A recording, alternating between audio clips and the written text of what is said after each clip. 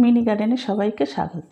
গাছে কন্টিনিউ ফুল ফল পেতে হলে তাহলে গাছের কিছু পরিচর্যা করতে হবে।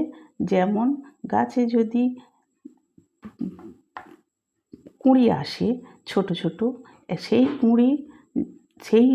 কুঁড়ি থেকে যদি আরও অনেকগুলো পাশাপাশি ডাল কোঁচোয় তাহলে সেই ডালগুলো কিন্তু কেটে বাদ দিতে হবে, যাতে ওই কুঁড়িটা ফুল ভালো ফুটতে পারে আর ওর থেকে ভালো ফল দিতে পারে।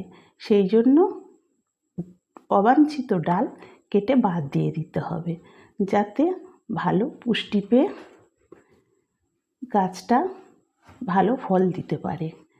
এইভাবে আমি গাছের এই ফুল ছোট কুঁড়ি তুলে নিয়েছিলাম, আর এই রকম ব্রাঞ্চ অনেকগুলো বার